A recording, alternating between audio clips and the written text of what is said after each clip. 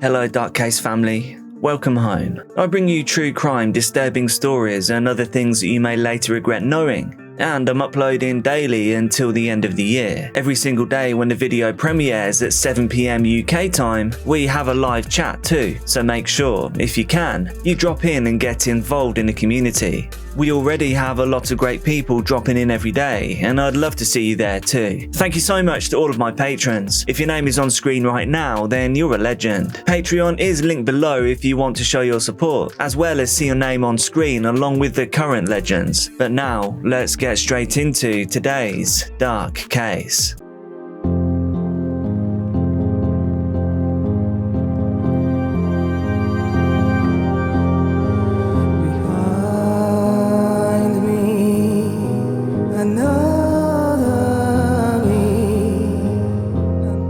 Viewer discretion is advised for this educational documentary. It was February the 11th, 2011, and a dictatorship was falling. Thousands of Egyptian citizens filled the Tharir Square in Cairo, ready to celebrate the possibility of a new life and a new country. Lara Logan had the opportunity that she'd always wanted. It was every journalist's dream to cover a momentous occasion in history, and to do it on location. The resignation of Hosni Mubarak was an extremely important moment, one that would change the course of history and politics in Egypt forever, and Lara Logan was the one who would be the face of America's documentation of the event. Lara, originally from South Africa, was working for CBS News at the time, and she was excited for a moment that would catapult her career to new heights. But little did she know, nor could she imagine the events that the day would hold. Lara described the political event as a champagne cork being unleashed throughout Egypt.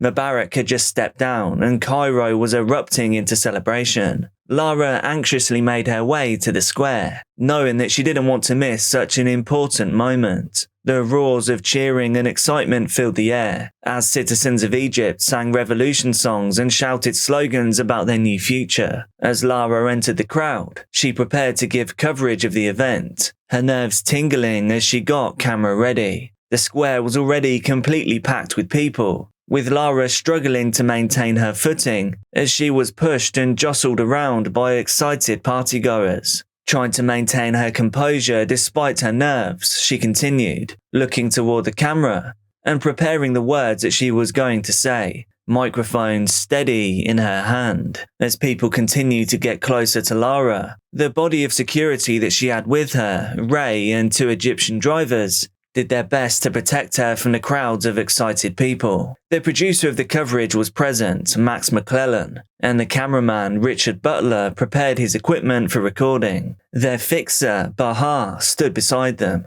He prepared to translate for the crew, as well as create a point of connection between the people of Cairo and Lara's group, a group who was simply tasked with documenting the celebration.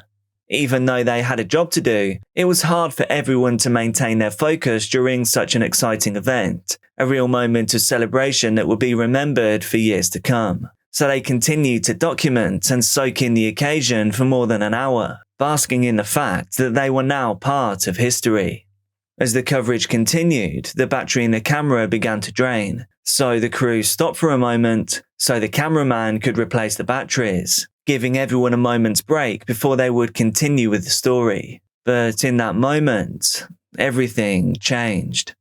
Bahaa, the fixer, turned to Lara with terror in his eyes. "We have to get out of here," he said. Lara was confused, unsure of what had occurred to make Bahaa react in this way. The fixer was Egyptian with a first language of Arabic, and he could hear everything that those in the crowd were saying. And those words speared him with fear. Before Lara could even react to Bahaa, she began to feel hands grabbing at her all over her body. And it wasn't just two hands, it was multiple. Lara began to panic as she tried to escape the clutches of the hands of strangers, feeling her bodyguard Ray trying to grab her and bring her to safety, to escape from the crowd that had suddenly turned from happy to aggressive. Lara did her best to hold on to Ray as he screamed out for her, telling her to hold on to him with all her might. Lara gripped Ray as hard as she could, but felt her fingers slipping. As she was pulled into the crowd, the dying camera caught her screams. The more Lara screamed, the more aggressive the men became. As she fought as hard as she could to escape the mob that had grabbed her, she heard English words emanating from the crowd, yelling that she was an Israeli and that she was Jewish. Even though these words were lies, complete fabrications, it sent the crowd of 300 men into an absolute frenzy, bringing them from mere citizens to savages and monsters. Despite being pulled away, Lara still had one arm on Ray, but everyone else seemed to have disappeared in the frenzy. As Lara continued to fight, she felt the seams of her clothing begin to rip, the cool breeze of the air touching her bare skin. She felt her sweater fall around her neck, no longer covering her, with her undergarments beginning to be ripped away as well. The metal clasp of her undergarments were torn off by the numerous hands of strangers, and her trousers were being torn to shreds without mercy. Before she knew it, she was completely unclothed. As she looked up, she saw the flashes of cell phones. There were multiple people taking photos. From bodyguard Ray's perspective, he was helpless to stop the savagery that was occurring to Lara, but he had the crushing realization that he was her only hope for survival. Another rip rang out between the two, leaving Ray holding only the sleeve of Lara's jacket, which had been torn from her body. Ray watched in terror as the sea of men began to attack Lara with sticks and flagpoles, showing no mercy as they slammed into her body. Ray still continued to grab for Lara's arm. He refused to give up, knowing that if Lara had any hope of escaping, it was down to him. But this was not the end of Lara's torment. As she continued to fight the men off, her world would begin to shatter. She felt the men's hands begin to violate her, and do so in ways she couldn't even begin to comprehend or predict. Lara held on to Ray with all of the strength that she could muster, knowing that as soon as the connection between them was lost, she would be gone forever. But the mob continued to attack her mercilessly, and as she began to lose her strength, she also lost her grip on Ray. Ray watched in horror as their hands finally disconnected, knowing now that Lara was without any type of aid in this situation, that this would surely be her final day on Earth. The men continued to go at Lara, grabbing her from all directions and pulling her until she could feel her limbs, her muscles, her joints pulling apart. She cried out in agony as hands began to grab chunks of her blonde hair and pull it out, leaving her scalp raw and torn. They were trying to rip her apart, and they were succeeding. Lara was losing all hope that she would make it out of this alive, thinking to herself that these hands would be the last thing that she felt, that the roars of the crowd would be the final thing that she heard, and that her screams of agony would be the last thing that she would ever say. She began to think about just how this could be happening, and if she could allow herself to fade out in a situation that resembled a nightmare. She was giving up on her life, giving up on her children and husband, on everyone that was waiting at home with no idea about the terror that she was facing. But thinking of her family ignited a new wave of instinct for survival within her. She could not let the last memories that her toddlers had of their mother to be the woman that this crowd were forcing her to be. She needed to do anything that she could to stay alive, and if that meant enduring this ruthless assault, then that is what she would have to do. For 25 minutes, the group of men, monsters, animals, continued to assault her in all ways imaginable. Lara continued to be dragged along by the mob until they reached a fence. It was here that a group of Egyptian women were camped out to enjoy the celebration. When they saw the atrocities that were being committed against Lara, Lara fell into the lap of one of the women. She looked up to see her dressed fully in black. The only thing that could be made out was the woman's eyes. Before Lara could move a muscle, the woman wrapped her arms around her, protecting her from the hands of the demons that had been mauling her for the past 30 minutes. As the other women at the fence saw what was going on, they bravely rallied around Lara, creating an impenetrable barrier between her and the men.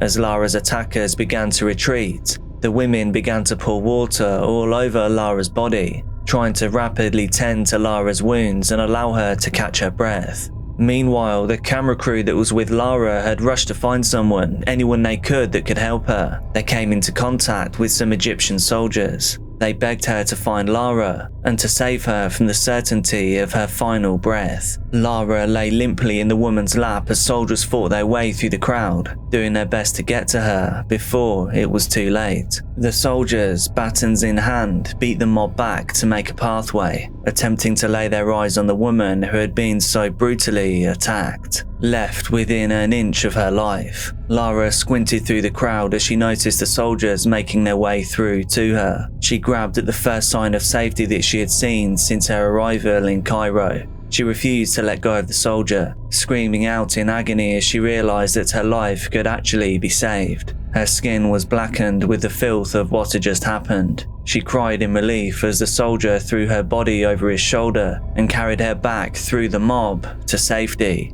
Lara's crew looked on in horror as they saw the state that she was left in, thrown over the soldier's shoulder, frail and beaten.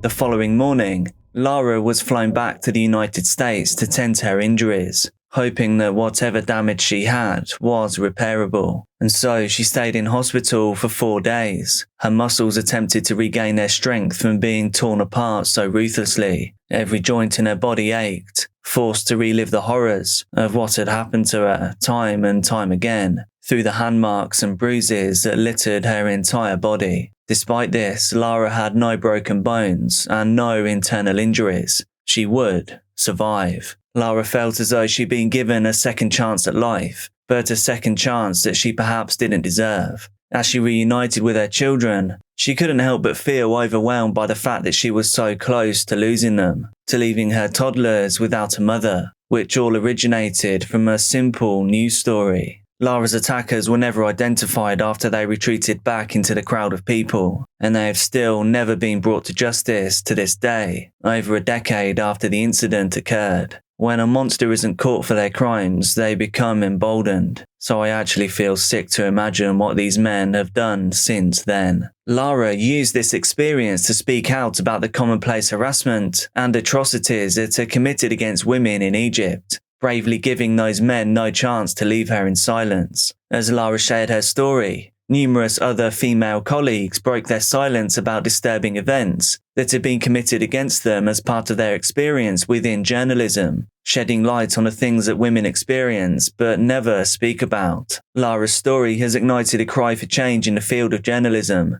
a change for women to have a place in the world that they can feel safe in and unthreatened, whilst maintaining transparency without fear of losing their careers or being blacklisted. Lara continues to speak out about the reality of being a female journalist, hoping that she can bring about true change as a result of a truly horrendous event. That was heavy, so thank you for sticking around until the end. Please do share your thoughts in the comments below. If you appreciate what I do here, then also hit like and make sure that you're subscribed too. Be careful out there, and I'll see you soon.